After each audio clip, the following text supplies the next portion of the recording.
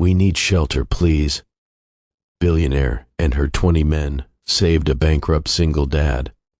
The rain fell in sheets that night, the kind that soaks through every layer of clothing and settles into the bones like a cold that never truly leaves.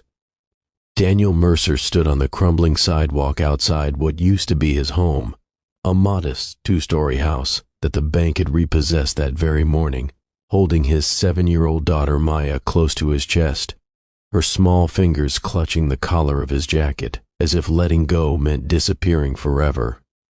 They had nowhere to go, no family nearby, no friends who had room or courage enough to offer it. Just the rain, the dark, and a little girl who kept whispering, "It's okay, Daddy. We'll be okay," even though she was the one trembling. If you believe in kindness and second chances, please like this video, drop a comment below, share it with someone who needs hope today, and subscribe to Kindness Corner, because stories like this one deserve to be heard.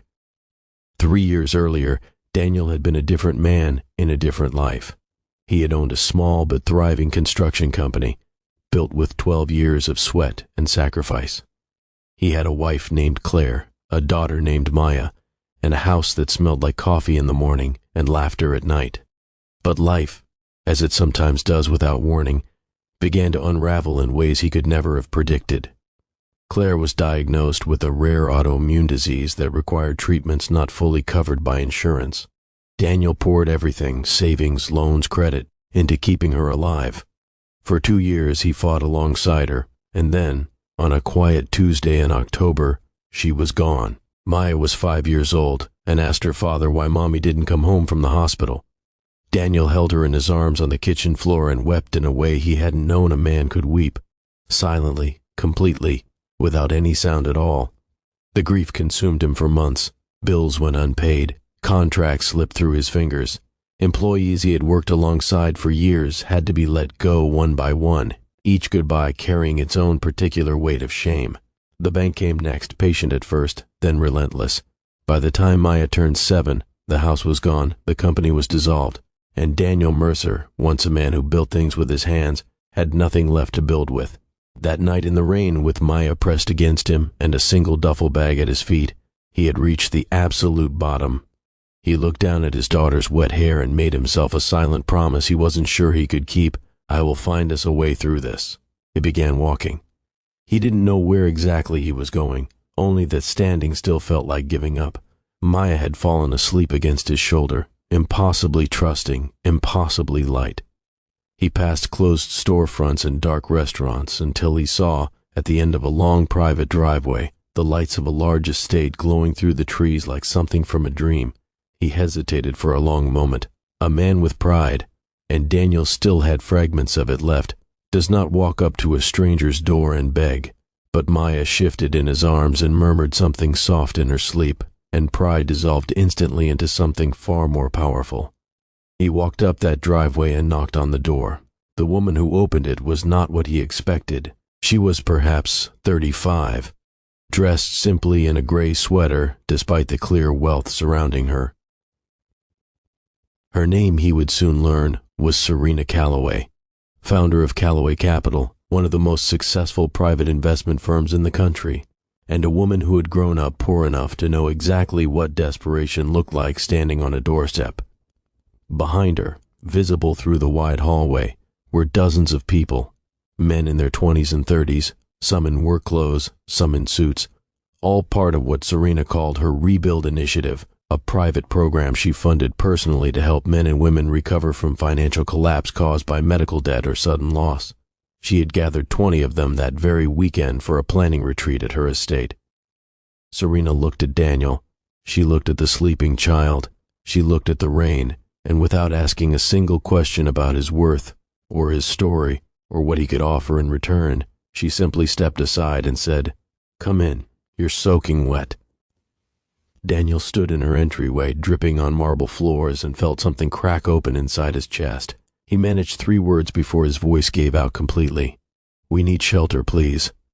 Serena nodded as if those 3 words were the most reasonable thing anyone had ever said to her.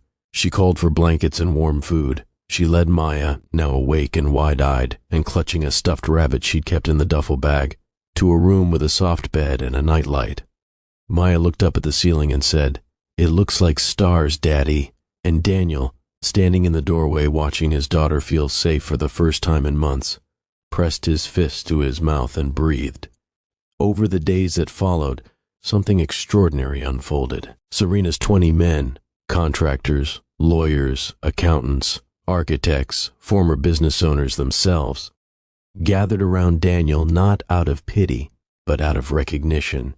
They saw in him what had once been true of themselves, a capable man ground down by circumstances no one plans for.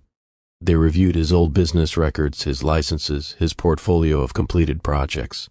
They found not a failure, but a foundation. Within a week, they had helped him draft a business recovery plan. Within a month, Serena's firm had arranged a small but meaningful investment to restart his company, not as a handout, but as a structured opportunity with terms he could manage and dignity fully intact. 2 of the men became his first contracted partners. 3 others referred him to municipal projects they had connections with. Maya, meanwhile, had quietly stolen the hearts of everyone in that house. She drew pictures for each of the 20 men and presented them with tremendous seriousness. She told Serena that her daddy was the best builder in the world, and that someday he would build something so tall it touched the clouds. Serena looked over at Daniel when the child said this, and he looked back at her with eyes that carried every mile of the road that had brought him here. And she smiled in that quiet way people smile when they witness something that restores their faith in the persistence of the human spirit. It did not happen overnight. Recovery never does. There were still hard mornings and uncertain weeks and moments when Daniel sat alone in the small apartment Serena helped him secure and wondered if he was moving fast enough, working hard enough, being enough. But he remembered the rain. He remembered Maya's voice saying, "It's okay, Daddy," when she had every reason to cry instead. And he got up. Every single time, he got up. If this story touched something in your heart, if Daniel and Maya's journey moved you even a little, please let this video know.